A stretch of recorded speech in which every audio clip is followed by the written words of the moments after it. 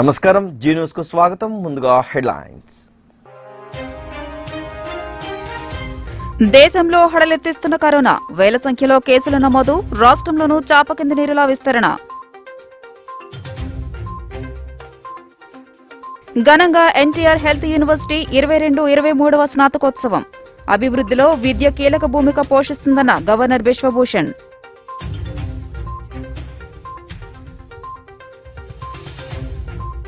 ఉద్యోగ సంఘాలతో ముఖ్యమంత్రి భేటీ పీఆర్సీపై 2-3 రోజుల్లో ప్రకటన చేస్తామన్న జగన్ ఉద్యోగుల ఆర్థిక పరిస్థితిని దృష్టిలో ఉంచుకోవాలని సీఎంను కోరినట్లు ఉద్యోగ సంఘాలు వెల్లడి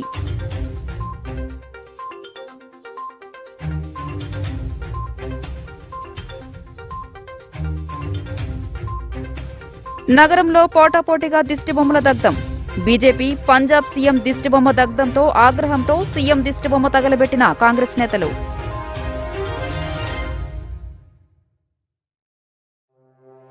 అభివృద్ధిలో విద్య కీలక భూమిక పోషిస్తుందని ఆంధ్రప్రదేశ్ గవర్నర్ బిశ్వభూషణ్ హరిచందన్ అన్నారు. గవర్నర్ మాట్లాడుతూ భారతదేశం వంటి అభివృద్ధి చెందుతున్న దేశానికి సామాజిక, ఆర్థిక, రాజకీయ, సాంకేతిక పురోగతిని తీసుకురావడానికి ఉన్నత విద్య ఒక ముఖ్యమైన సాధనంగా పరిగణించబడుతుందన్నారు.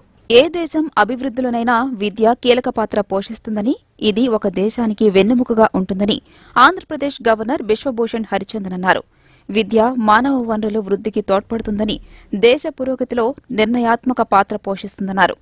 నందమూరి తారక రామారావు ఆరోగ్య శాస్త్రాల విశ్వవిద్యాలయం 22-23వ స్నాతకోత్సవం విజయవాడ తుమ్మలపల్లి కళాక్షేత్రంలో గురువారం నిర్వహించగా విశ్వవిద్యాలయ కులపతి హోదాలో రాజ్ భవన్ దర్బార్ హాల్ నుండి గవర్నర్ వెబినార్ విధానంలో ప్రసంగించారు.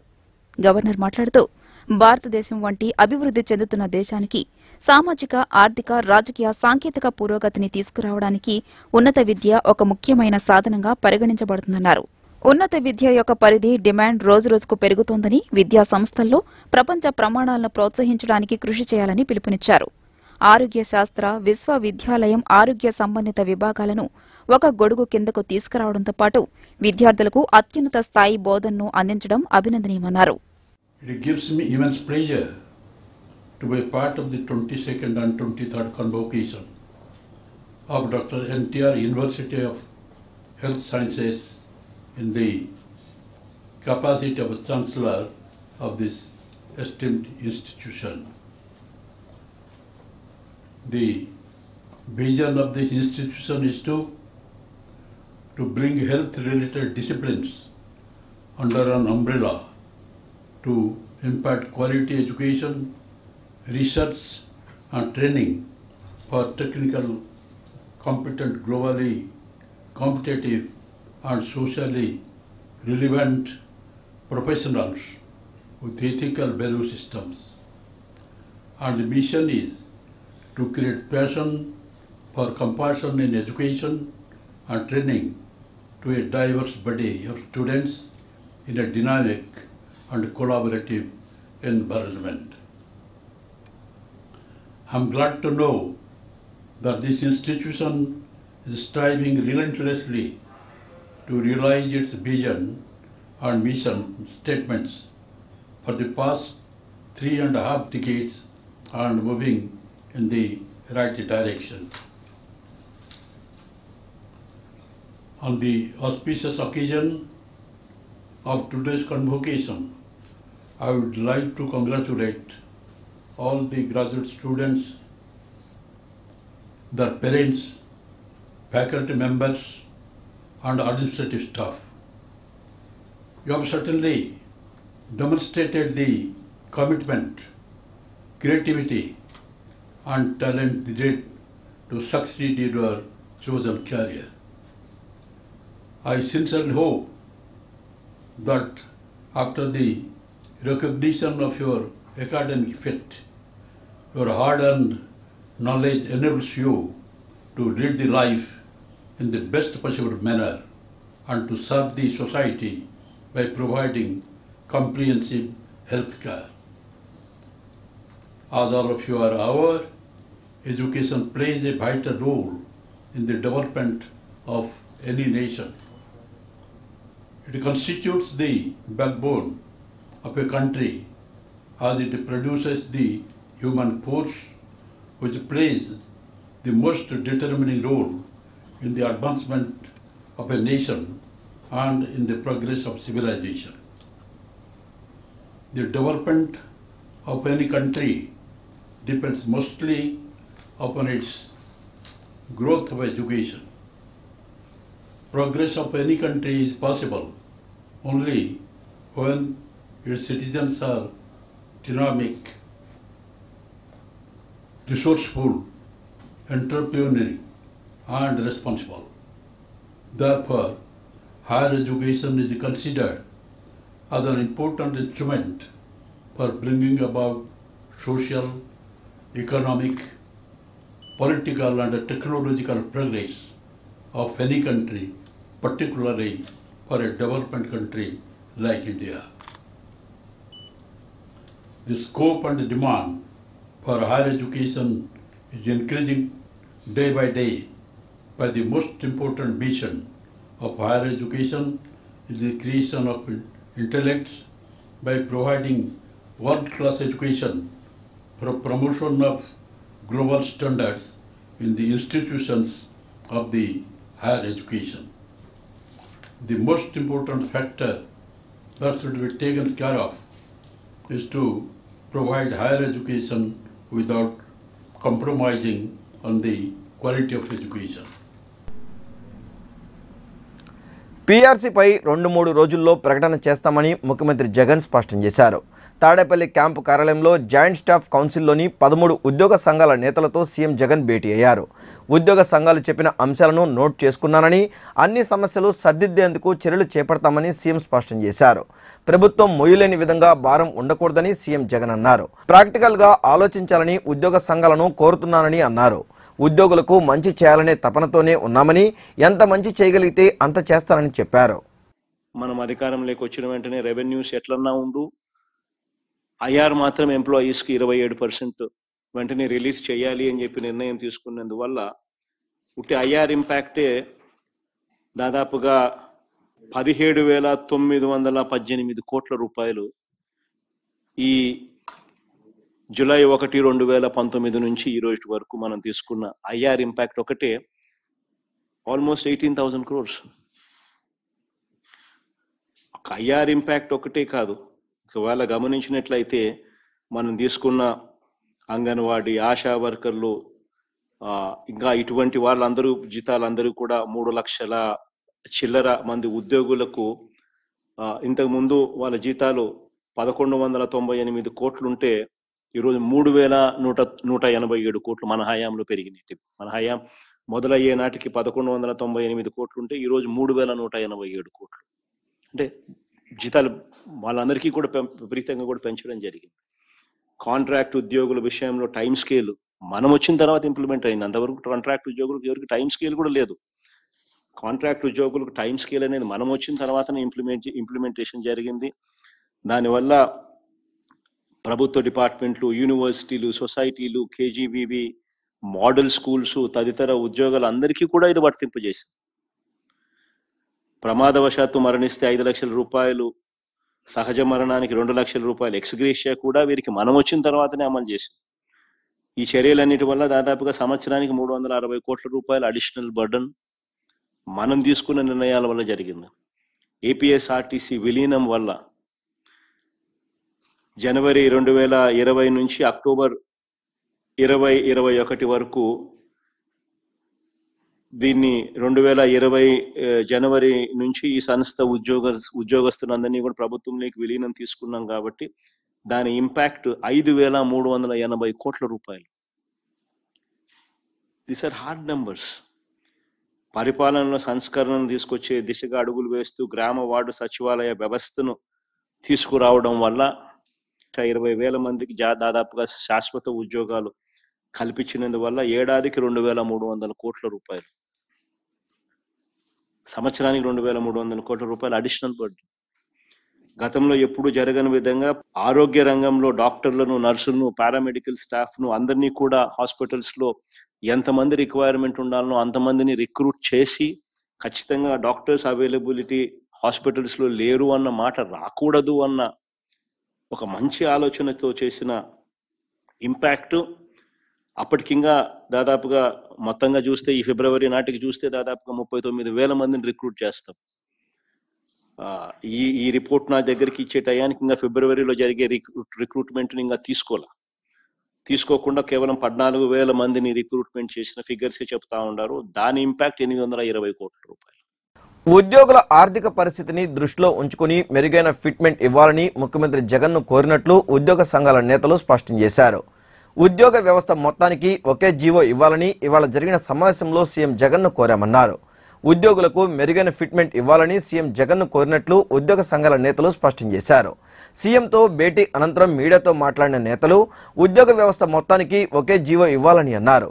రాష్ట్ర ఆర్థిక స్థితిగతులపై ఆర్థిక శాఖ కార్యదర్శి ప్రెజెంటేషన్ ఇచ్చారన్నారు. గత ఆర్థిక సంఘం ఇచ్చిన ఫిట్మెంట్లపై విచారించామని తెలిపారు. వివరించారని తెలిపారు. ఉద్యోగుల ఆర్థిక పరిస్థితిని కూడా దృష్టిలో ఉంచుకోవాలని సీఎం జగన్ను కోరామన్నారు. ఇన్ఫార్మల్ చర్చలు, ఫార్మల్గా అధికారికంగా ప్రభుత్వంలో ఉన్నటువంటి చీఫ్ సెక్రటరీ గారి నేతృత్వంలో అధికారులతో అనేక దఫాలు చర్చలు జరిగిన మీదట ఒక అంతిమ నిర్ణయం కోసంగా ఈరోజు గౌరవ ముఖ్యమంత్రి గారి దగ్గర సివిల్ సర్వీస్ జాయింట్ స్టాఫ్ కౌన్సిల్లో సభ్య సంఘాలుగా ఉన్నటువంటి ఉద్యోగ సంఘాల నాయకులతో, ఆర్థిక శాఖ అధికారులతో ఒక సమావేశాన్ని నిర్వహించడం జరిగింది. దానిలో ముందుగా ప్రభుత్వ ప్రధాన కార్యదర్శి గారు సమావేశాన్ని ప్రారంభిస్తూ ఆర్థిక శాఖ వారిని క్లుప్తంగా రాష్ట్రం యొక్క ఆర్థిక స్థితిగతుల నేపథ్యాన్ని సభ్యులందరికీ, గౌరవ ముఖ్యమంత్రి గారితో సహా సభ్యులందరికీ మరి వివరించమని చెప్పి కోరటం. వారు ఒక పవర్ పాయింట్ ప్రజెంటేషను 2014 రాష్ట్ర విభజన దగ్గర నుంచి మొదలెట్టి ఈనాడు పాండమిక్ వరకు ఉన్నటువంటి ఇబ్బందుల్ని ఎక్స్ప్లెయిన్ చేస్తూ ఉన్న వాస్తవ స్థితిగతుల్ని అక్కడ సమావేశంలో అందరి ముందు ఉంచారు. దాని తర్వాత సరే this is the state of affairs of finances, రాష్ట్రం యొక్క ఆర్థిక పరిస్థితి అని వాళ్ళ ఆర్థిక శాఖ వారు చెప్పిన మీద ఇక ఉద్యోగుల పక్షాన ఉద్యోగ సంఘాల నాయకుల్ని మీ ఆస్పిరేషన్స్ ఏంటి, మీ అభిప్రాయాలు మీరు చెప్పమని మరి గౌరవ ముఖ్యమంత్రి గారు కోరటం, మేము ఒకళ్ళ తర్వాత ఒకళ్ళం అభిప్రాయాలు చెప్పడం. మా ఆంధ్రప్రదేశ్ ప్రభుత్వ ఉద్యోగుల సంఘం పక్షాన మేము చాలా స్పష్టంగా ఏదైతే వారు ఆర్థిక శాఖ వారు ఇచ్చిన ప్రెజెంటేషన్లోనే గత వేతన సవరణ సంఘాల దగ్గర ఎంత ఫిట్మెంట్ రికమెండ్ చేసాయి, యాక్చువల్గా ఎంత ఇచ్చారనేది ఒక టేబుల్ డిస్ప్లే చేశారు ఒక స్లైడ్లో. దాంట్లో 2010 సంవత్సరంలో 27% ఐఆర్ ఫిట్మెంట్ రికమెండ్ చేస్తే ఆనాడు ప్రభుత్వం 39 ఇచ్చిందని వారు కోట్ చేసి చూపించారు.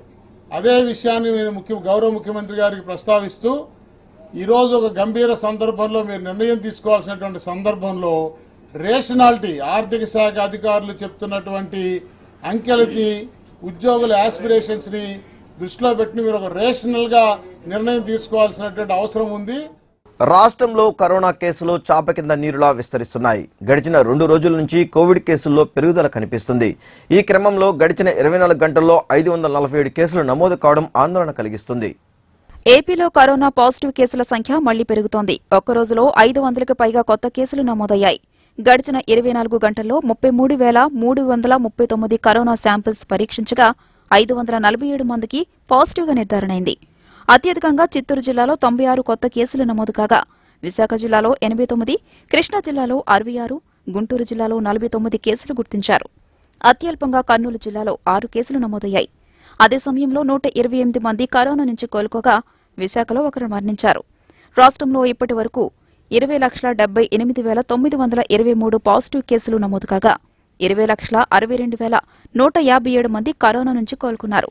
ఇంకా 2,266 మంది చికిత్స పొందుతున్నారు. అటు కరోనాతో మరణించిన వారి సంఖ్య 14,500కి చేరింది. మధురానగర్ ఆర్యూబీ పనులను వేగవంతం చేసే దిశగా కృషి చేయనున్నట్లు సెంట్రల్ ఎమ్మెల్యే మల్లాది విష్ణు పేర్కొన్నారు. 18 కోట్ల రూపాయలతో నిర్మిస్తున్న రోడ్ అండర్ బ్రిడ్జ్తో మధురానగర్ వాసుల ట్రాఫిక్ కష్టాలు తొలగనున్నాయని, వైఎస్ఆర్ టైంలోనే ఆర్యూబీ పనులకు డీఆర్పీ రూపొందించడం జరిగిందని ఎమ్మెల్యే ఈ సందర్భంగా గుర్తు చేశారు. విజయవాడ సెంట్రల్ ఎమ్మెల్యే మల్లాది విష్ణు కార్పొరేటర్లు పెనుమత్స శిరీష సత్యం, కొంగితల లక్ష్మీపతితో కలిసి మధురానగర్ రైల్వే స్టేషన్ సమీపంలో నిర్మిస్తున్న రోడ్ అండర్ బ్రిడ్జ్ నిర్మాణ పనులను గురువారం పరిశీలించడం జరిగింది. ఆర్యూబీ పనులను వేగవంతం చేయాలని సంబంధిత అధికారులను ఆదేశించిన విష్ణు సుమారు 18 కోట్ల రూపాయల నిధులతో నిర్మిస్తున్న రోడ్ అండర్ బ్రిడ్జ్ పనులను యుద్ధ ప్రాతిపదికన పూర్తి చేసి మరికొద్ది నెలల్లో ప్రజలకు అందుబాటులోకి తీసుకువచ్చేందుకు కృషి చేస్తున్నట్లు వెల్లడించారు. గత ప్రభుత్వం మధురానగర్ వాసులు ఎదుర్కొంటున్న ట్రాఫిక్ కష్టాలను పరిష్కరించడంలో విఫలం చెందారని ఆరోపించారు. వైఎస్సార్ టైంలోనే ఆర్యూబీ పనులకు సమగ్ర నివేదిక అందించడం జరిగిందని, ఇక ఈ రాష్ట్రంలో అధికారంలోకి వచ్చిన వెంటనే సీఎం జగన్మోహన్ రైల్వే శాఖతో సంప్రదించిన అనంతరం ఆర్యూబీ పనులకు గ్రీన్ సిగ్నల్ ఇవ్వడం జరిగిందని మీడియాతో పేర్కొన్నారు. కోట్ల రూపాయలతో ఒక ఆర్యూబీ రోడ్ అండర్ బ్రిడ్జిని మనం తీసుకోవడం జరిగింది. ఎందుకంటే ఇది మధురానగర్కి ఆ పైన ఉన్నటువంటి దేవీనగర్, దావబుచ్చేకాలి, రామకృష్ణాపురం ఇదంతా కూడా ఉపయోగపడుతుంది. అలాగే మెయిన్ బిఆర్టీఎస్ రోడ్ నుంచి కనెక్టివిటీ అన్నమాట. ఇక్కడ రోజు 15-20 మంది ప్రజలందరూ తిరుగుతూ ఉంటారు. కొంత ఆలస్యమైంది, కరోనా మూలంగా, వర్షాల మూలంగా పనులు జరగక ఇదైంది. మళ్ళీ ఈరోజు అంతా చూసాం. కొంత 2 వీలర్స్ వెళ్ళేదానికి ఇబ్బందిగా ఉంటే దాన్ని సరి చేయమని చెప్పిన అధికారులు చెప్పడం జరిగింది. ఆర్యూబీ సంబంధించి త్వరితగతిన ఒక 4-5 నెలల్లో పూర్తి చేయాలని టార్గెట్గా పెట్టుకుని చేస్తా ఉన్నాం. ఎందుకంటే దీని మూలంగా అనేక రకాల కనెక్టివిటీ అన్నమాట. ఇది చివరి నుంచి చివరి దాకా ఉపయోగకరంగా ఉంటుంది. ఎవరికి ఇబ్బంది ఉండకూడదని ఈ ప్రాంతంలో ప్రజలందరికీ అని చెప్పని ఈ కార్యక్రమాన్ని తీసుకున్నాం. ఇది మా ప్రభుత్వం వచ్చిన తర్వాతే మొదలుపెట్టాం. గతంలో మళ్ళీ రాజశేఖర్ గారి ప్రభుత్వంలో కొంత మొదలైంది. మధ్యలో తెలుగుదేశం ప్రభుత్వం 5 సంవత్సరాలు పూర్తిగా నిర్వీర్యం చేసింది. మా ప్రభుత్వం వచ్చిన తర్వాత దాదాపుగా 18 కోట్ల రూపాయలతో పనులు ప్రారంభించాం. కొంత ఆలస్యమైంది. దాన్ని త్వరితగతిని అధిగమించాలి అని చెప్పిన ప్రయత్నం చేస్తా ఉన్నాం. ఈ ప్రాంతం నుంచి రోడ్లు, ఆటోలు కానీ 4 వీలర్స్ కానీ వెళ్ళకూడదు అని చెప్పని ట్రాఫిక్ పోలీసులు చెప్పడం జరిగింది. ఎందుకంటే ఇదంతా కూడా జామ్ అయిపోతుంది. ఉన్నటువంటి చిన్న రహదారిలో ఎదురుబెదురు రావడం మూలంగా ప్రాబ్లం ఉంది. ఇక్కడ కొంతమంది ట్రాఫిక్ పోలీసులను కూడా ఇక్కడ నియమించాలి అని చెప్పని కోరడం జరిగింది. బిఆర్టీఎస్ రోడ్ దగ్గర, అలాగే ఇక్కడ దీని దగ్గర, అటుపక్క మధురానగర్ 3 ఎక్కడ ఇబ్బంది లేకుండా చూడాలని చెప్పి త్వరితగతిన ఈ ఆర్యూబీని పూర్తి చేస్తామని చెప్పి ఈ సందర్భంగా తెలియజేస్తాం. ఇక దేశంలో ముందస్తు ఎన్నికలు రాబోతున్నాయంటూ చంద్రబాబు చేస్తున్న ప్రచారమంతా అభూత కల్పనలంటూ విష్ణు కొట్టిపారేశారు.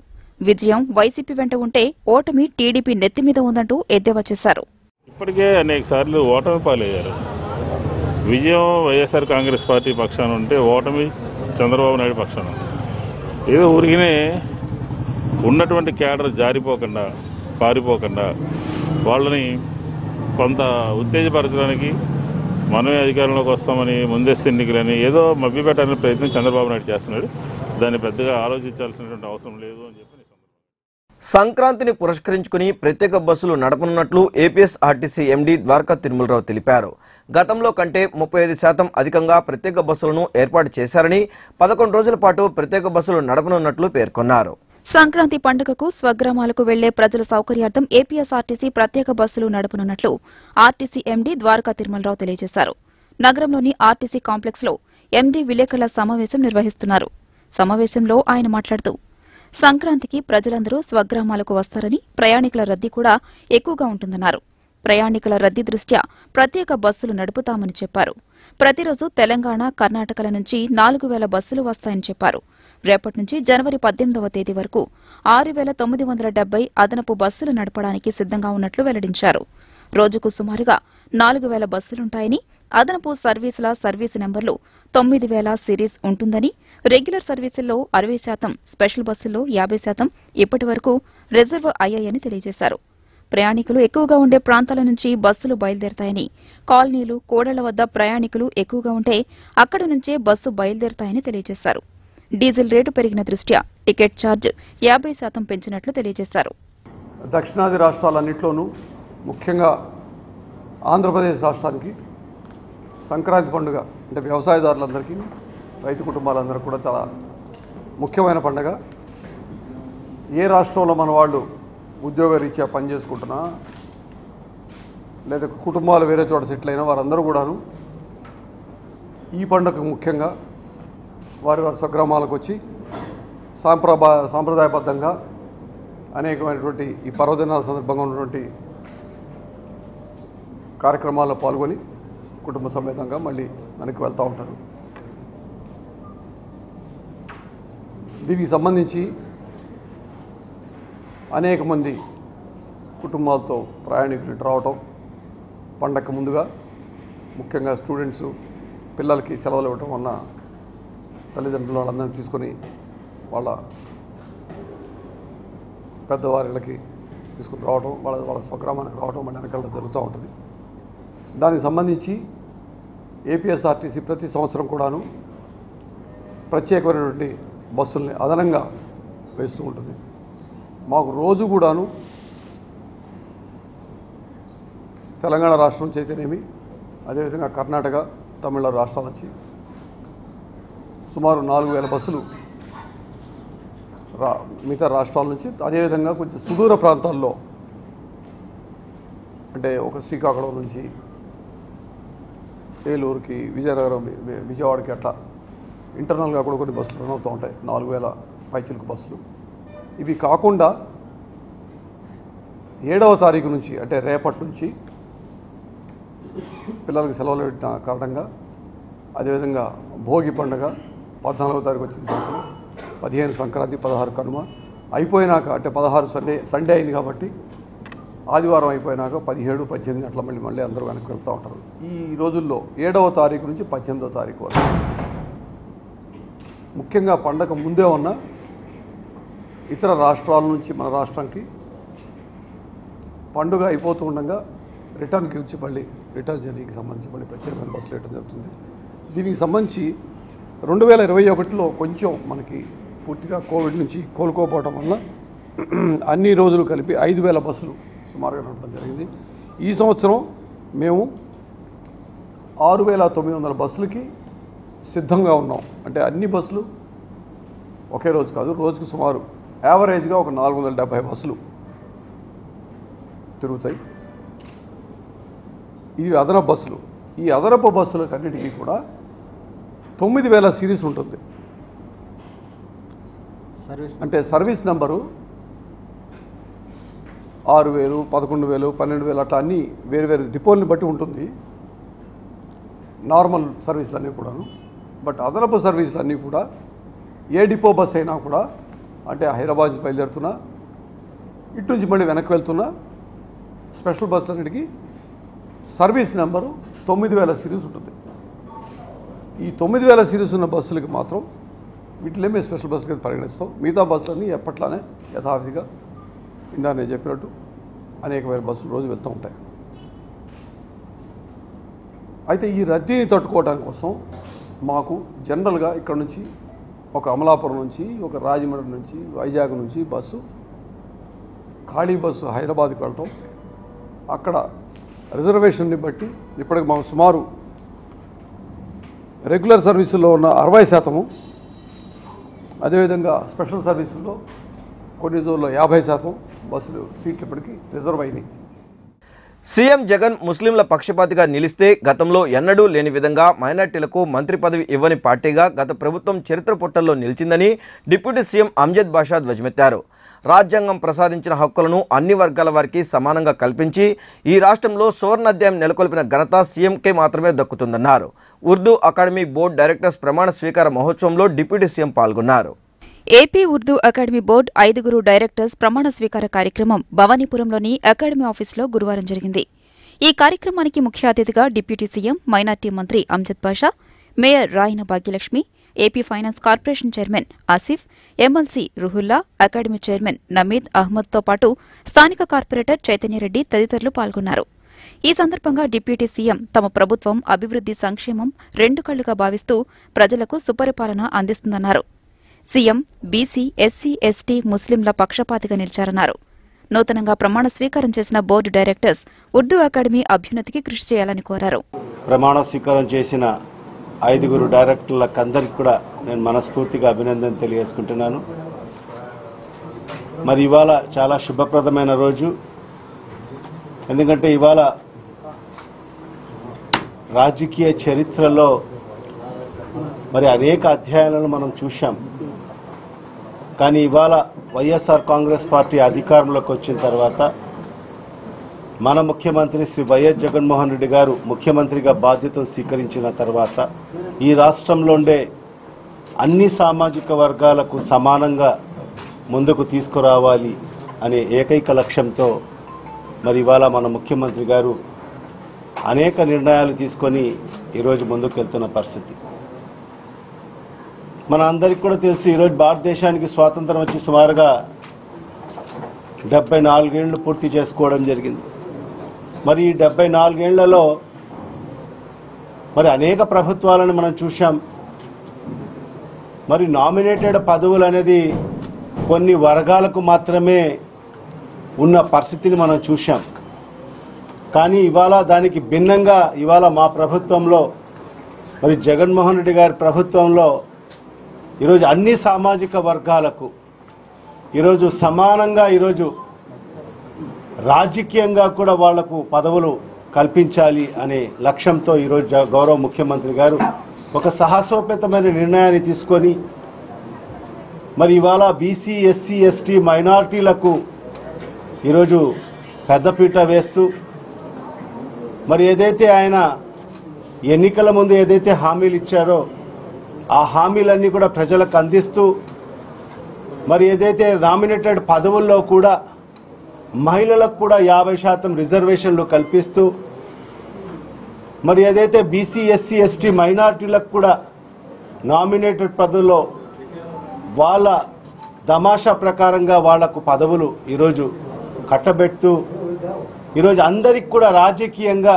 అందరికీ ఒక సమాన హక్కు కల్పించిన నాయకుడు మరి ఇవాళ బహుశా ఈ భారతదేశంలో ఒక్క జగన్మోహన్ రెడ్డి గారే అని మనం గర్వంగా చెప్పుకోవాల్సిన అవసరం కూడా ఉంటుంది. మరి తద్వారా మరి ఇప్పుడే మనం వేదిక పైన చూస్తున్నాం, ఒక బీసీ సామాజిక వర్గానికి సంబంధించిన ఒక మహిళ ఈరోజు విజయవాడ పట్టణ మేయర్గా ఈరోజు ఆమె బాధ్యతలు చేపట్టడం జరుగుతుంది. మరి అదేవిధంగా ఈరోజు వేదిక పైన ఉన్నాం. గతంలో మనం చూసాం మైనారిటీలకు ఏ విధంగా గత ప్రభుత్వాలు నిర్లక్ష్యం చేశాయో మన అందరికి కూడా తెలిసిన విషయమే. మరి ఆనాడు ఆ మహానేత దివంగత ముఖ్యమంత్రి డాక్టర్ వైఎస్ రాజశేఖర రెడ్డి గారు మాత్రమే అవి గమనించి మరి ఈరోజు మైనారిటీలకు రిజర్వేషన్లు కల్పించడం జరిగింది. మరి ఇవాళ ఆయన తనయుడు మన ముఖ్యమంత్రి గారు ఈరోజు జగన్మోహన్ రెడ్డి గారు మరి మైనారిటీల కోసం ఈరోజు మరి ఎస్సీ, ఎస్టీ, బీసీల తరహాలోనే రాబో రోజుల్లో సప్లాన్ కూడా తీసుకురావడం జరుగుతుంది. ఇప్పటికే మరి ఏదైతే క్యాబినెట్ కూడా అప్రూవల్ ఇవ్వడం జరిగింది. రేపు బడ్జెట్ సమావేశాల్లో మరి దానికి చట్టబద్ధత కూడా కల్పిస్తూ మరి ఏదైతే మైనారిటీ సామాజిక వర్గానికి అంతా కూడా మరి సమూలంగా వాళ్ళ అభివృద్ధి కోసం ఖచ్చితంగా ఈ సప్లాన్ ఎంతో ఉపయోగపడుతుందని కూడా ఈ సందర్భంగా తెలియజేసుకుంటూ మరి అన్ని కార్యక్రమాలు ఈరోజు రాబో రోజుల్లో మరి మైనారిటీల అభివృద్ధి కోసం మరి సంక్షేమం కోసం మా ప్రభుత్వం కట్టబడి ఉందని కూడా ఈ సందర్భంగా తెలియజేసుకుంటూ AP finance corporation chairman Asif, academy chairman Nameed మాట్లాడుతూ వైఎస్సార్ ఆయన తనయుడు జగన్ ఆది నుండి బలహీన అణగారిన వర్గాల సంక్షేమానికి కృషి చేస్తున్నారని, ఆయా వర్గాల వారు వైఎస్సార్ కాంగ్రెస్ పార్టీకి వెన్నుదన్నుగా నిలవాలన్నారు. నగర మేయర్ రాయన భాగ్యలక్ష్మి మాట్లాడుతూ వైఎస్ జగన్మోహన్ రెడ్డి అన్ని వర్గాల అభివృద్ది సంక్షేమానికి కృషి చేస్తున్నారని, బీసీలకు పెద్ద ఎత్తున కార్పొరేషన్లను ఏర్పాటు చేసి ఆయా కులాల అభ్యున్నతికి దోహదపడుతున్నారని పేర్కొన్నారు. కాకరపర్తి భావనారాయణ కళాశాల కామర్స్ అండ్ బిజినెస్ మేనేజ్మెంట్ విభాగం ఆధ్వర్యంలో ఈ నెల 8వ తేదీన కాన్లన్షియా 2K22 పేరుతో రాష్ట్ర స్థాయి మేనేజ్మెంట్ మీట్ను నిర్వహిస్తున్నట్లు ఆ కళాశాల కార్యదర్శి తునుగుంట్ల శ్రీనివాస్, ప్రిన్సిపల్ డాక్టర్ నారాయణరావు చెప్పారు. విద్యార్థులకు వారి వారి రంగాల్లో వస్తున్న నూతన ఆవిష్కరణలు, విధానాలు, వరవడులను తెలియజేసేందుకు పలు కార్యక్రమాలను ప్రతి ఏటా నిర్వహిస్తున్నామన్నారు. కొత్తపేటలోని కాకరపర్తి భావనారాయణ కళాశాల ప్రాంగణంలో బుధవారం జరిగిన పాత్రికేయుల సమావేశంలో ఆ కళాశాల ప్రిన్సిపల్ డాక్టర్ నారాయణరావు, కార్యదర్శి తూనికుంట్ల శ్రీనివాసరావు ఈ నెల 8వ తేదీన నిర్వహించనున్న కార్యక్రమ పోస్టర్ను ఆవిష్కరించారు. ప్రస్తుత పోటీ ప్రపంచంలో వ్యాపార, వాణిజ్య రంగాలు చాలా వేగవంతంగా అభివృద్ది చెందుతున్నాయని పేర్కొన్నారు. నిర్వహణ రంగంలోనూ అనేక నూతన ఒరవడులకు ముందుకు వస్తున్నాయని పేర్కొన్నారు. అందులో భాగంగా ఆయా రంగాలకు అవసరమైన మానవ వనరులను సమర్థవంతంగా తీర్చిదిద్దాల్సిన బాధ్యత విద్యా సంస్థలపై ఉందని వివరించారు. ఆ బాధ్యతలను పురస్కరించుకుని తమ కళాశాల కామర్స్ అండ్ బిజినెస్ మేనేజ్మెంట్ విభాగం మేనేజ్మెంట్ విద్యార్థుల్లో ప్రతిభా పాఠవాలకు పదును పెట్టేందుకు కాన్లన్షియా 2K22 పేరుతో డిగ్రీ విద్యార్థులకు రాష్ట్ర స్థాయి మేనేజ్మెంట్ మీట్ను నిర్వహిస్తున్నట్లు తెలియజేశారు. ఈ మీట్లో market makers, young managers, situational analysis, stock market, business quiz, BA boss, cricket league, spot photography, treasure hunt, paper collage, short film making, flash mob, group dance, mister and మిన్ కాన్సెప్షియా, fashion తదితర పోటీలను నిర్వహిస్తున్నట్టు వివరించారు. ఈ సందర్భంగా 8వ తేదీ ఉదయం జరిగే ప్రారంభోత్సవ సభకు ప్రభుత్వ విప్ సామినేని ఉదయభాను ముఖ్య అతిథిగా హాజరవుతారని పేర్కొన్నారు. కేబిఎన్ కాలేజ్ అటానమస్ అనేది విద్యారంగంలో విజయవాడ 1 టౌన్ ప్రాంతంలో గత 56 సంవత్సరాల నుంచి కూడా ఎనలేని సేవలు అందిస్తూ ఇంటర్మీడియట్, డిగ్రీ, పోస్ట్ గ్రాడ్యుయేషన్ కోర్సుల్ని అందిస్తూ మరి దాదాపుగా 16 డిగ్రీ కోర్సులు, 6 పోస్ట్ గ్రాడ్యుయేషన్ కోర్సులతో 6,000 మంది పైగా విద్యార్థులతో, అందులోనూ 60% మంది ఆడపిల్లలు విద్యార్థులతో విరాజిల్లుతున్నటువంటి కేబిఎన్ కళాశాల మరి కృష్ణా యూనివర్సిటీలోనే అన్ని విషయాల్లో నెంబర్ 1గా ఉంటూ మరి దాదాపుగా డిగ్రీ స్టూడెంట్స్కి అలాగే పోస్ట్ గ్రాడ్యుయేషన్ స్టూడెంట్స్కి 170 మందికి పైగా ఇక్కడ ప్రతి సంవత్సరం 30 నుంచి 35 కంపెనీలని మరి సాఫ్ట్వేర్ కంపెనీలు కానీ, ఇండస్ట్రీస్ని కానీ, వ్యాపార రంగంలో ఉన్నటువంటి సంస్థలను కానీ పిలిచి ప్లేస్మెంట్స్ ఇచ్చి పంపేటువంటి ఏకైక కళాశాలగా మరి కృష్ణా జిల్లాలో, ఆంధ్ర రాష్ట్రంలో పేరెన్నికగన్నది. మరి అందులో భాగంగానే మరి విద్యా రంగంలో, వ్యాపార రంగంలో, పారిశ్రామిక రంగంలో దేశవ్యాప్తంగా, ప్రపంచవ్యాప్తంగా ఏ మార్పులు అయితే వస్తూ ఉన్నాయో అవన్నీ కూడా అధ్యాపక లోకానికి అలాగే విద్యార్థి లోకానికి ఎప్పటికప్పుడు తెలియజేయాలనేటువంటి సంకల్పంతో కేబిఎన్ యాజమాన్యం అలాగే ఇక్కడ పనిచేసే దాదాపుగా 300 మందికి పైగా ఉన్నటువంటి టీచింగ్, నాన్ టీచింగ్ స్టాఫ్ నిర్విరామంగా మరి అకాడమిక్ ఇయర్ స్టార్ట్ అయిన దగ్గర నుంచి కూడా ఇయర్ ఎండింగ్ వరకు కూడా అన్ని విభాగాల చేత అన్ని ప్రోగ్రాంలు చేయిస్తూ అటు విద్యార్థి లోకానికి, ఉపాధ్యాయ లోకానికి కూడా కొత్త మార్పులు ఏవైతే ఉన్నాయో ఎప్పటికప్పుడు కూడా అందుబాటులోకి తీసుకురావటం జరుగుతోంది. అందులో భాగంగానే మరి కేబిఎన్ కళాశాల గత 56 సంవత్సరాల నుంచి కూడా కామర్స్, మేనేజ్మెంటు విభాగాలకి పెట్టింది పేరు. డిగ్రీలో దాదాపుగా బీకామ్ లాజిస్టిక్స్ నుంచి, బీబీఏ నుంచి బీకామ్ కంప్యూటర్స్ 3 సెక్షన్లు, అలాగే BCom tax procedure, BCom general degree లెవెల్లో, మరి ఎంబీఏ పోస్ట్ గ్రాడ్యుయేషన్ లెవెల్లో, అలాగే ఎంకామ్ అనే కోర్సులతో మరి కామర్స్ బ్యాక్గ్రౌండ్తో ఇక్కడ దాదాపుగా 2,000 మంది పైగా ఇంటర్, డిగ్రీ, పోస్ట్ గ్రాడ్యుయేషన్లో కామర్స్ బ్యాక్గ్రౌండ్తో పిల్లలు చదువుతూ ఉన్నారు. వాళ్ళకి ఈ కామర్సు ఇండస్ట్రీలో ఎప్పటికప్పుడు వస్తున్న మార్పులన్నీ కూడా అందిపుచ్చాలి అనేటువంటి ఉద్దేశంతో మరీ ముఖ్యంగా కామర్స్ విద్యార్థులు అలాగే మేనేజ్మెంట్ విద్యార్థులకి ప్రతి సంవత్సరం కూడా మరి రాష్ట్ర స్థాయిలో కాన్ఫిడెన్షియా అనేటువంటి ఆ టెక్నికల్ టర్మ్తో మరి వాళ్ళలో ఉన్నటువంటి పిల్లల్లో ఉన్నటువంటి తెలివితేటలు కానీ, ప్రజ్ఞా పాఠవాలు కానీ, ఐక్యూ లెవెల్స్ కానీ, ఈ డ్యాన్సు, డిబేటు, క్విజు, ఎస్ఏ రైటింగ్ కానీ అన్ని విషయాల్లో కూడా వాళ్ళలో ఉన్న ప్రజ్ఞా పాఠవాలు బయటికి తీయాలి అనే ఉద్దేశంతో మేనేజ్మెంట్ సహకారంతో ప్రతి సంవత్సరం దీన్ని పెద్ద ఎత్తున రాష్ట్ర వ్యాప్తంగా చేపట్టడం జరిగింది. ఈ కార్యక్రమంలో విభాగాధిపతి doctor GVASRNSA Sastry, vice principal PL Ramesh, T Vijayababu తదితరులు పాల్గొన్నారు. విజయవాడలో అతిపెద్ద కాలేజీ అయినటువంటి కేబిఎన్ కళాశాలలో 8/1/2022 తారీఖున కాన్ఫ్లూయెన్షియా అని కామర్స్ అండ్ మేనేజ్మెంట్ స్టూడెంట్స్కి పెద్ద ఈవెంట్ జరుగుతోంది. దీంట్లో 3 కేటగిరీస్గా కాంపిటీషన్స్ జరుగుతాయండి. ఇందులో formal events, informal events, spot events అని 3 రకాలుగా జరుగుతాయి. ఫార్మల్ ఈవెంట్స్లో market makers, young manager, situation analysis, stock market, business quiz అని 5 స్టూడెంట్స్కి పోటీలు నిర్వహించబడతాయి.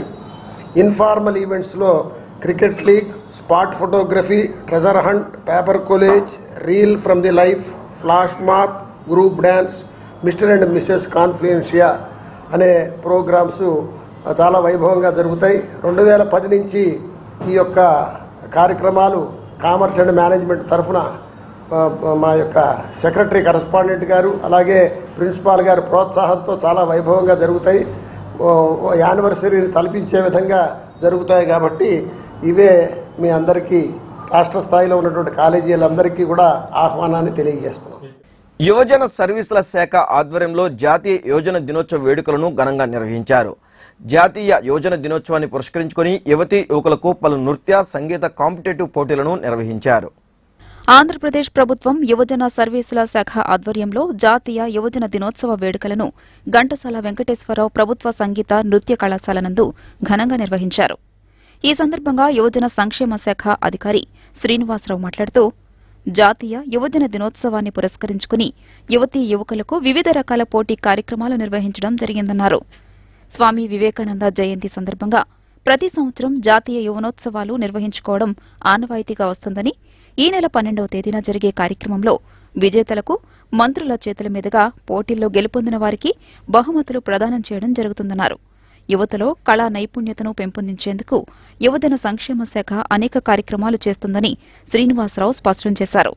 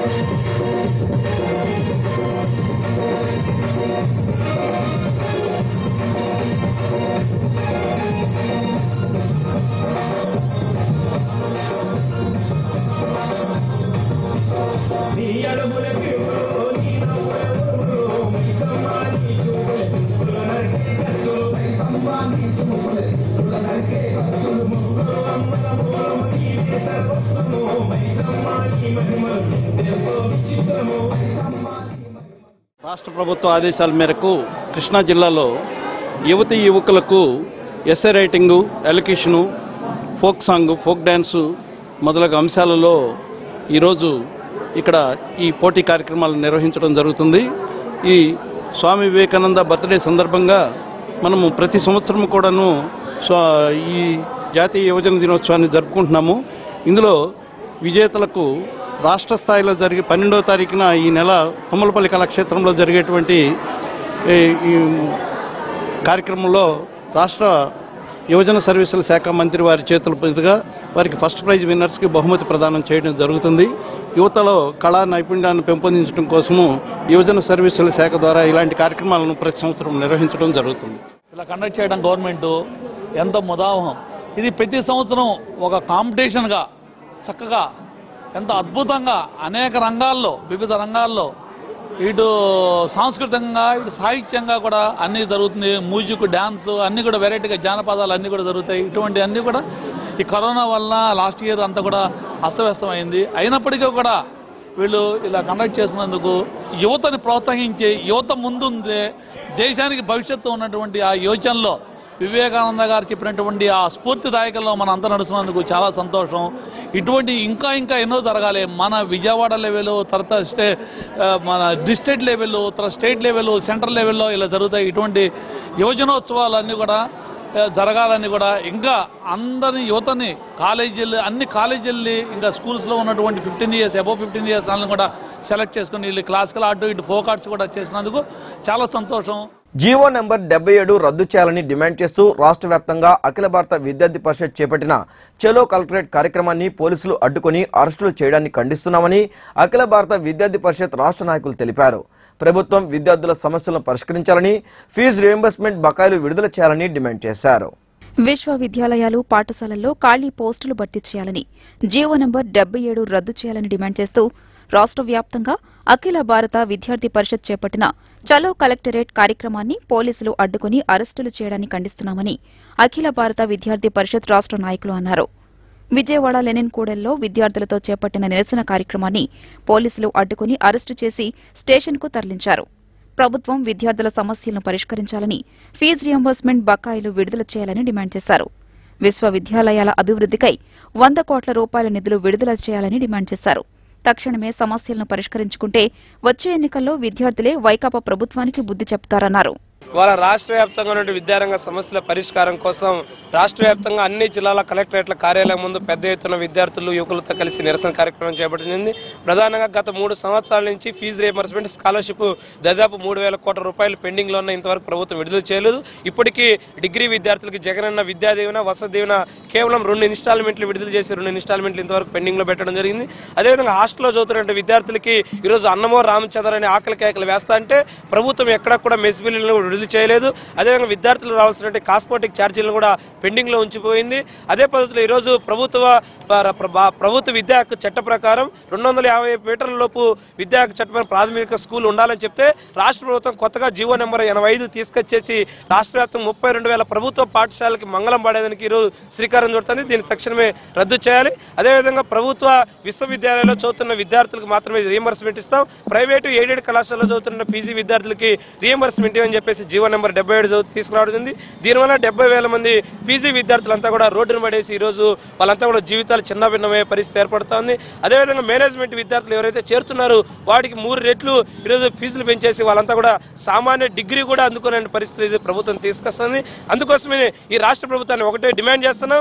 రాష్ట్ర వ్యాప్తంగా ఈరోజు హాస్టల్లో తీసుకోవచ్చు, కేజీ నుంచి పీజీ వరకు విద్యారంగ సమస్యలతో ఈరోజు విద్యా వ్యవస్థలన్నీ కూడా కొట్టమెట్లాడుతూ ఉంటే ఈ ప్రభుత్వం ఎందుకు పరిష్కరించడానికి చూపడం లేదు? విద్యార్థులు ఏదే విధంగా గత 3 నెలల నుంచి రిప్రజెంటేషన్ పద్ధతుల్లో సామాన్య నిరసన కార్యక్రమాల పేరుతో ప్రభుత్వానికి విన్నవిస్తున్నా ఇంతవరకు చీమ కుట్టినట్లుగా ఈరోజు దున్నపోత మీద వర్షం కురిసినట్లుగా ప్రభుత్వం వివరిస్తుంది. అందుకోసం ఏఐఎస్ఎఫ్ ఆధ్వర్యంలో విద్యార్థి యొక్క సమస్యలు తక్షణం పరిష్కరించాలని చెప్పేసి రాష్ట్ర వ్యాప్తంగా కలెక్టరేట్ల కార్యాలయంలో నిరసన కార్యక్రమాలు పిలుపునింది. అందులో భాగంగా ఈరోజు లెనిన్ సెంటర్ నుంచి కూడా ఈరోజు విద్యార్థులు మేమంతా కూడా ర్యాలీకి వెళ్ళి మా యొక్క ఏదైతే సమస్యలను పరిష్కారం కోసం కలెక్టర్ కలవడానికి కూడా ఈరోజు మేము ముందుకు వెళ్తా ఉన్నాం. మరి ఈరోజు అఖిల భారత విద్యార్థి సమైక్య ఏఐఎస్ఎఫ్ ఆధ్వర్యంలో రాష్ట్ర వ్యాప్తంగా ప్రభుత్వ బీసీ, ఎస్సీ, ఎస్టీ, మైనార్టీ సంక్షేమ హాస్టల్స్ ఏవైతే ఉన్నాయో వాటిట్లో విద్యార్థులకు కనీస మౌలిక సదుపాయాలు కల్పించాలి. అదేవిధంగా జూనియర్, డిగ్రీ, యూనివర్సిటీలో ఉన్నటువంటి ఖాళీగా ఏవైతే టీచింగ్, నాన్ టీచింగ్ పోస్టులతో పాటు ప్రొఫెసర్ పోస్టులు భర్తీ చేయాలి. అదేవిధంగా మరి రాష్ట్రంలో ఉన్నటువంటి 25 ప్రభుత్వ యూనివర్సిటీలు ఏవైతే ఉన్నాయో వాటికి ప్రతి ఏటా కూడా 100 కోట్ల రూపాయల అభివృద్ధికి ఇవ్వాలని చెప్పేసి మేము డిమాండ్ చేస్తూ ఉన్నాం. మరి జగన్మోహన్ రెడ్డి ప్రభుత్వం వచ్చిన తర్వాత విద్యకు పెద్దపీట వేశానన్నటువంటి జగన్మోహన్ రెడ్డి పాదయాత్రలో అనేకమైనటువంటి హామీలు ఇచ్చినటువంటి ఈ జగన్మోహన్ రెడ్డి ఏ రోజైనా సరే మేము అడుగుతా ఉన్నాం, ఏ రోజైనా సరే బీసీ హాస్టల్లో కావచ్చు, ఎస్సీ హాస్టల్లో కావచ్చు, ఎస్టీ మైనార్టీ హాస్టల్లో కావచ్చు ఎక్కడైనా సరే నిద్రించాడని చెప్పేసి మేము అడుగుతా ఉన్నాం. అదేవిధంగా మంత్రి ఆదిమూలపు సురేష్ బాబు కూడా ఎక్కడికెక్కడ ప్రెస్ మీట్లతో కాలయాపన చేస్తున్నాడే తప్ప పాలనలో ఎక్కడా కూడా మెరుగు చూపించడం లేదు. మరి బీసీ, ఎస్సీ, ఎస్టీ, మైనార్టీ హాస్టల్స్లో కుక్కు, అటెండర్, కమాండీ పోస్టులు భర్తీగా ఉన్నాయి. వాటన్నిటి కూడా భర్తీ చేయకుండా ఇవాళ మరి జగన్మోహన్ రెడ్డి ప్రభుత్వం నిమ్మకు నీరెత్తినట్టుగా వ్యవహరిస్తుంది. మరి అందుకనే రాష్ట్ర వ్యాప్తంగా ఈరోజు విద్యార్థులతో మరి విద్యార్థుల సమస్యల కోసం ఏఐఎస్ఎఫ్గా రాష్ట్ర పిలుపునిస్తే మరి కర్నూలు, అనంతపురం, కడప మరి ఇలాంటి ప్రాంతాల్లో ముందస్తుగా అరెస్టులు చేయించి నిర్బంధాలను చేయడం అనేది కరెక్ట్ అయినటువంటి పద్ధతి కాదు. కార్పొరేట్ కళాశాలల్లో తీవ్ర ఒత్తిడి, అనేక మంది విద్యార్థుల బల్వన్ మరణానికి పాల్పడుతున్నారని Arumalla Bharathi Reddy memorial trust chairman Arumalla Suresh అన్నారు. తన కుమార్తె భారతీ సైతం కార్పొరేట్ కళాశాల ఒత్తిడి వల్లే ఆత్మహత్య చేసుకుని చనిపోయిందని ఆయన ఆవేదన వ్యక్తం చేశారు. కార్పొరేట్ కాలేజీల్లో ఒత్తిడి వలన ఎంతో మంది విద్యార్థులు ఆత్మహత్యలకు పాల్పడుతున్నారని Arumalla Bharathi Reddy memorial trust chairman Arumalla Suresh అన్నారు. తన కుమార్తె కూడా ఇలాగే చదువులో ఒత్తిడికి గురై ఆత్మహత్య చేసుకుందని, అలాంటి ఘటనలు మళ్లీ పునరావృతం కాకుండా ఉండాలని విజయవాడ ధర్నా చౌక్లో ఎస్ఎఫ్ఐ ఆధ్వర్యంలో ధర్నా కార్యక్రమం చేపట్టారు. కార్పొరేట్ స్కూల్స్, కాలేజీల్లో విద్యార్థులపై ఒత్తిడి విపరీతంగా పెరిగిపోతుందని, తమ పిల్లలకు బంగారు భవిష్యత్తు ఉంటుందని ఆశించి ఎంతో మంది తల్లిదండ్రులు తమ పిల్లల్ని కార్పొరేట్ బందీఖానాల్లో వదిలేస్తున్నారని సురేష్ వాపోయారు. ప్రభుత్వ నిబంధనలకు అనుగుణంగా కాలేజీలు నిర్వహించడం లేదన్నారు. ఏ ఒక్క కాలేజీలో కూడా కనీసం ప్లే గ్రౌండ్ ఉండదని, అపార్ట్మెంట్లలో కాలేజీలు నడుపుతున్నారని ఆరోపించారు. దీంతో విద్యార్థులపై ఒత్తిడి పెరుగుతోందన్నారు. తన కుమార్తెకు జరిగినట్టు ఎవరికీ జరగకూడదని ఈ కార్యక్రమం చేపట్టినట్లు ఆయన పేర్కొన్నారు. నా కుమార్తె గత నెల 10వ తేదీన కార్పొరేట్ కాలేజీలో, నారాయణ కాలేజీలో చదివింది. అలాగే ఫస్ట్ ఇయర్ చైతన్య కాలేజీలో చదివింది. చైతన్య కాలేజీలో సరైన వసతులు లేకపోవటం, ఒకే క్లాసులో 70 మంది 80 మంది విద్యార్థులు ఉండటం, అలాగే ఏదైనా డౌట్స్ అడిగితే వాటిని సరిగా క్లారిఫై చేయకపోవటం, అక్కడ విద్యా విధానం సరిగా నచ్చకపోవడంతో మేము నారాయణ కాలేజీలో జాయిన్ చేయడం జరిగింది. ఇక్కడ కూడా సేమ్ అవే పరిస్థితులు. కార్పొరేట్ కాలేజీల్లో పిల్లల్ని ఎంతో ఒత్తిడికి లోన్ చేస్తున్నారు. ముఖ్యంగా మొన్న ఐపీఈ ఎగ్జామ్స్ సిలబస్ వీళ్ళు ఇంతవరకు ఎప్పుడు చెప్పలేదు. ఐపీఈ సిలబస్ చెప్పకుండా ఐపీఈ ఎగ్జామ్స్లో, అంటే ఇంటర్మీడియట్ ఎగ్జామ్స్లో 80% రావాలి. థర్డ్ వేవ్ రాబోతుంది కరోనా. ఇదే బహుశా ఈ హాఫ్ ఇయర్లీ ఎగ్జామ్స్లో వచ్చే మార్క్స్నే వాళ్ళు క్రైటీరియాగా తీసుకుంటారు, మీరు ఇంటర్మీడియట్ సెకండ్ ఇయర్ పాస్ అవ్వడానికి అని చెప్పి భయపెట్టడం. నాకు అర్థం కాని ప్రశ్న, అసలు సిలబస్ చెప్పకుండా ఒక సబ్జెక్ట్లో ఏ వ్యక్తికైనా ఒక పెద్ద ప్రపంచ మేధావిని తీసుకొచ్చి ఇక్కడ కూర్చోబెట్టినా 80% మార్క్స్ వస్తాయా? ఇది సాధ్యమేనా? ఈ విధంగా పిల్లల్ని భయపెట్టడం. పసి పువ్వులు లాంటి పిల్లలు, 16 సంవత్సరాలు, తెలిసి తెలియని వయసు, వాళ్ళని ఆ విధంగా భయపెడతారా? మేము ఫీజులు కట్టి మీ దగ్గరికి పంపించేది పిల్లల్ని భయపెట్టడానికా, ప్రాణాలు తీయడానికా? నాకు అర్థం కాదు. మరి పిల్లల్ని కౌన్సిలింగ్ చేసి, ప్రతి కాలేజీలో కూడా కౌన్సిలింగ్ సైకాలజిస్ట్ ఉండే. అసలు విద్య అంటే ఏంటి? విద్య అంటే విద్యార్థి తనంతా తానుగా స్వయంగా అర్థం చేసుకొని, జీవితాన్ని అర్థం చేసుకొని, ఆలోచన విధానాన్ని పెంపొందించి ఒక గొప్ప పర్సనాలిటీని, వ్యక్తిత్వాన్ని నిర్మాణింపజేయడమే విద్య. ఎస్, మీరు చదువులు చెప్పండి, మేమే పేరెంట్స్ పంపిస్తున్నాం, మీ కాలేజీలకు పంపిస్తున్నాం, చదువులు చెప్పండి, కానీ ప్రాణాలు తీయొద్దు. ప్రాణాలు ఎందుకు పోతున్నాయనే ప్రశ్న ఇప్పటికైనా తల్లిదండ్రులు అర్థం చేసుకోవాలి. కేవలం 1% వచ్చే నీట్ కోసం, 1% వచ్చే ఐఐటి దీనికోసం మిగిలిన విద్యార్థులను కూడా ఒత్తిడికి లోన్ చేస్తున్నారు. ఈ విద్యా విధానంలో ప్రధానమైన లోపం ఉదయం 8 గంటల దగ్గర నుండి సాయంత్రం 6 గంటలు, 7 గంటలు, 8 గంటల వరకు కూడా కాలేజీలను కంటిన్యూస్గా నడపడం. పిల్లలు ఎంతో ఒత్తిడికి లోన్ అవుతున్నారు. మధ్యలో 1 గంట, గంటన్నర కనీసం ఆడించే సౌకర్యం లేదు. సంగీతం, సాహిత్యం ఇలాంటి క్లాసులు ఏర్పాటు చేయరు. లిటరేచర్ పరిచయం చేయరు. ఇవన్నీ బుక్స్ మంచిగా, ఇవన్నీ మీరు చెప్పండి, నీట్ చెప్పండి, ఐఐటి చెప్పండి, ఎవరు we're not against to that. ఆంధ్రప్రదేశ్లో ఉన్నటువంటి కార్పొరేట్ విద్యా సంస్థల్లో అనేక సందర్భాల్లో కార్పొరేట్ విద్యా సంస్థల విద్యార్థుల ఆత్మహత్యలు జరుగుతూ ఉన్నాయి. వీటిని అరికట్టడంలో రాష్ట్ర ప్రభుత్వాలు విఫలంగా చెందుతూ ఉన్నాయి. మేము భారతీయ విద్యార్థి ఫెడరేషన్ ఎస్ఎఫ్ఐగా ప్రభుత్వాన్ని కోరేది ఏంటంటే, ఈరోజు కార్పొరేట్ విద్యా సంస్థల్లో నిబంధనల ప్రకారంగా అక్కడ ఫ్యాకల్టీ, లెక్చరర్లు ఉండాలి, ఆట స్థలం ఉండాలి. దాంతోపాటుగానే ప్రభుత్వం నిర్ణయించిన ఫీజుల్ని విద్యార్థులకు అమలు చేయాలి. కానీ ఎక్కడా కూడా కార్పొరేట్ విద్యా సంస్థల్లో జరగట్లేదు. దీనికి విరుద్ధంగా జరుగుతున్నటువంటి పరిస్థితి ఉంది. ఏదైతే గవర్నమెంట్కి నీరజారెడ్డి, చక్రపాణి కమిటీ సిఫార్సులు అమలు చేయమని చెప్పేసి గతంలోనే మేము అడిగాం, కానీ అది ఎక్కడా కూడా అమలు జరగట్లేదు. ఇప్పటికైనా రాష్ట్ర ప్రభుత్వం కార్పొరేట్ విద్యా సంస్థల్లో జరుగుతున్న విద్యార్థుల ఆత్మహత్యల మీద సమగ్రమైన సిట్టింగ్ జడ్జితో న్యాయమైన విచారణ జరిపించాలని చెప్పేసి, దాంతోపాటుగానే ఈరోజు ప్రభుత్వాన్ని మేము కోరేది ఒకటే, ఈరోజు కార్పొరేట్ విద్యా సంస్థల్లో విద్యాబోధన ఎట్లా జరుగుతూ ఉంది, విద్యార్థులు ఎట్లా చదువుతున్నారు అనేది కూడా విద్యాశాఖ అధికారులు పరిశీలించి అక్కడ తనిఖీలు నిర్వహించి ఆ విద్యా సంస్థలో ఏదైతే సక్రమంగా లేకపోతే దాని మీద చర్యలు తీసుకునేటట్టుగా ప్రభుత్వం చర్యలు చేపట్టాలి. పొద్దున్న 6, 7, 8 ఆ టైంకి మొదలెడితే రాత్రి 8, 8:30 వరకు ఉండి, ఇప్పుడు అక్కడ నుండి మేము ఇంటికి వెళ్ళాలి. అందరిది ఒకే దగ్గర ఉంటుంది. హాస్టల్ అయితే రైట్ 10:30 వరకు పెట్టేసి ఆ తర్వాత కూడా పడుకోనివ్వకుండా 11 దాకా స్టడీ అవర్స్ అని అవన్నీ ఇవన్నీ పెట్టి చాలా స్ట్రెస్కి గురి చేస్తారు. డే స్కాలర్ క్యాంపస్ అయితే 8 ఆ టైంకి వదిలేస్తే మేము ఇంటికి వెళ్ళేసరికి ఎంత అవుతుంది? 10:30 అవుతుంది. అక్కడ ఆ తర్వాత దాని మీద వాళ్ళు ఇచ్చిన వర్క్ అది కంప్లీట్ చేయాలి. ఎంత స్ట్రెస్ ఉంటుంది, మధ్యలో ఆడుకోవడానికి టైం లేదు. ఆడుకుంటే ఆ స్ట్రెస్ అంతా రిలీవ్ అవుతుంది, కానీ అది పోవడానికి మాకు ఎక్కడ ప్లేస్ లేదు, టైము లేదు. ఇలా జరుగుతుండడం వల్ల ఎంత స్ట్రెస్ పెట్టినప్పుడు నేర్చుకోవడానికి ఏం రాదు, నేర్చుకోలేం కూడా. ఏం నేర్చుకున్నప్పుడు ఇంకేం రాస్తాం? వాళ్ళు ఏదో మాకు నేర్పించాలని కాకుండా వాళ్ళు వాళ్ళ ర్యాంకుల కోసం, వాళ్ళ ఫీజుల కోసం, తర్వాత జాయిన్ అయ్యే వాళ్ళ కోసం ఇలా చేస్తూ ఉంటే.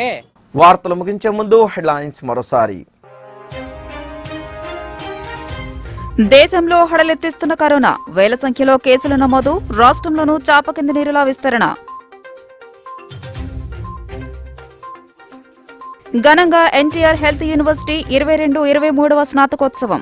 అభివృద్ధిలో విద్య కీలక భూమిక పోషిస్తుందన్న గవర్నర్ బిశ్వభూషణ్.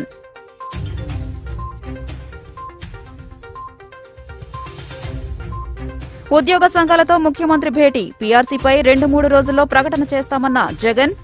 ఉద్యోగుల ఆర్థిక పరిస్థితిని దృష్టిలో ఉంచుకోవాలని సీఎంను కోరినట్లు ఉద్యోగ సంఘాలు వెల్లడి.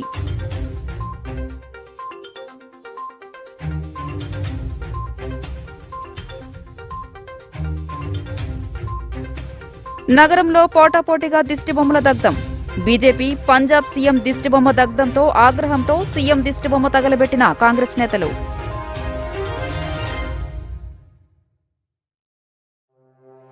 ఈ వార్తలు ఇంతటితో సమాప్తం. నమస్కారం.